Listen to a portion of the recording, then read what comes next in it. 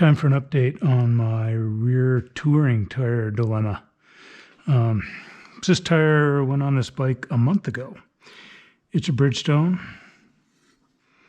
260/16 Excedra Max. I bought this tire because it was the heaviest duty tire that I could find. It's oversized, a 200 width. In theory, should shorten up the contact patch a little bit, resulting in less tire deformation. I ran this thing at operating pressure when it was warm, about 55 psi, and I watched it very closely. As I say, this went on a month ago. It has got now 4,000 miles on it. It's a 1,500-mile tour into Arizona and Colorado. And we just got back from a 2,500-mile tour up into mostly Idaho and Montana. So, first thing, I am using all the tire. I don't know how well this stuff's going to show up. It is scuffed all the way to here. If I've got a chicken strip, it's about that wide on this side. Over on the right side, and you would expect this because I ride in the U.S. and we ride on the right side of the road, which makes every right corner a little bit tighter than the left. I'm scuffed all the way to there. So I am using this tire. You can see pretty clearly the transition from the harder rubber in the middle to the softer rubber. It's right about there. Maybe see a little better on that side, right about there.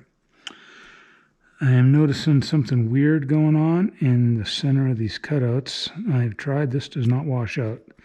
Whatever that is, it's in the tire. I don't think it's cord, but it's all the way around. They seem to run kind of random directions. I don't know what's going on there. The center, this tire's about done. There was a tread relief in it that did run all the way up to here, and it's gone. They're all gone. You can faintly make it out here. And as you go around, they're pretty wore out. If you think about it, if I'm in a turning right, there's a shear load on the tire pointed that way. So the road is trying to shear the rubber that way.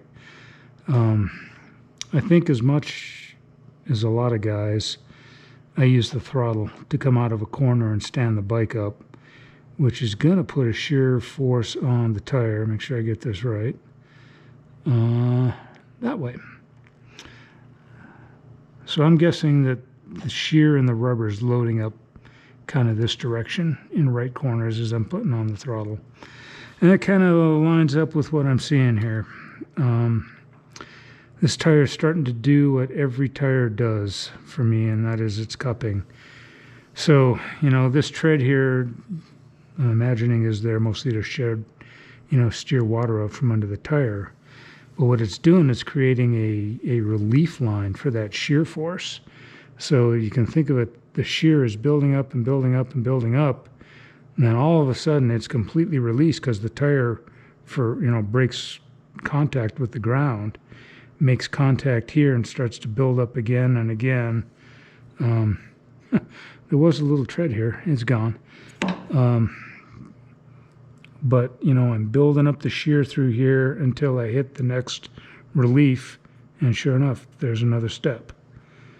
Another step, not as much because, this is shorter than that. But through all of these long transitions, this tread is pretty much gone, leaving a step here. And if you look at it from over here, you can see this sort of funny stepping happen. You can see right here, funny little lip up, and there's another one, a funny little lip up. And that corresponds to all those tread lines, of course. But that's the start of this thing really, really getting cupped. So I know I've got another, I don't know, about 2,000 mile tour planned for this year. I don't know if this tire's got it in it or not. It seems to be cool. Well, I was going to say there's quite a bit of rubber. Maybe not so much when I really look at it. It's getting kind of thin through here in the center. I don't know if the thickness of the rubber could expire at the same time as this thing gets too cupped.